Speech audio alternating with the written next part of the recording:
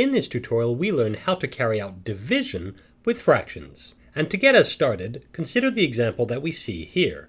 We have 3 over 4, which is being divided by 2 over 5. The trick for dividing by a fraction is the following. Dividing by 2 over 5 means the same thing as multiplying by the reciprocal of 2 over 5. And the reciprocal of 2 over 5 is 5 over 2. So we can write that this equals to 3 over 4 times 5 over 2.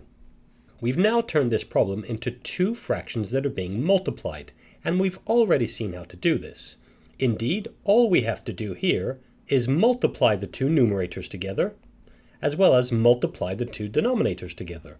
In doing so, we can state that this equals to 3 times 5 over 4 times 2. That's equal to 3 times 5, which is 15, over 4 times 2, which is 8. And that's the final answer. We've just divided 3 over 4 by 2 over 5.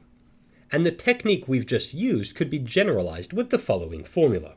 If we have a fraction a over b, which is being divided by another fraction c over d, then this equals to a over b times the reciprocal of c over d, which is d over c. Okay, now before looking at another example, let me spend a minute just to talk about the term reciprocal. We just saw a minute ago that the reciprocal of 2 over 5 was 5 over 2. And we've also just seen in this formula here that the reciprocal of c over d is d over c. And it's worth pointing out something. If we were to multiply any fraction by its reciprocal, then it's always going to equal to 1. Indeed, for the top fraction we'd have 2 times 5 over 5 times 2, and that's equal to 1. And for the bottom fraction here, we'd have c times d over d times c, which again, provided d and c aren't equal to 0, this will equal to 1. A more formal definition of a reciprocal could be the following. For any non-zero number p, its reciprocal is the number q such that p times q is equal to 1. And this is an important result.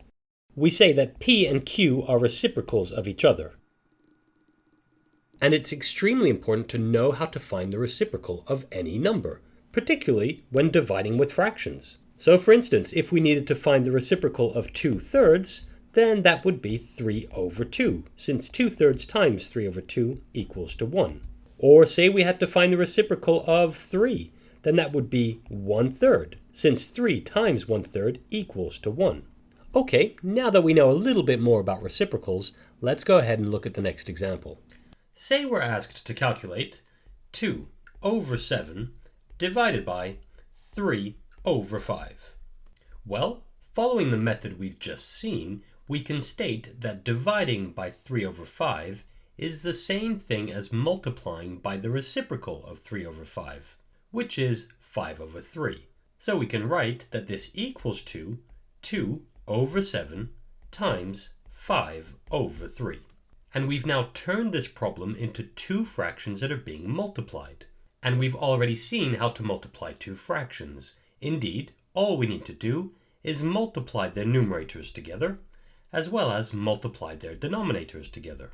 So this equals to 2 times 5 over 7 times 3. And calculating both the numerator and the denominator leads us to the final answer, which is 2 times 5, which is 10, over 7 times 3, which is 21. And we're done. We've just divided 2 over 7 by 3 over 5. And we now know how to divide one fraction by another. The most important thing to remember from this tutorial is that when we divide by a fraction, it's the same thing as multiplying by the reciprocal of that fraction.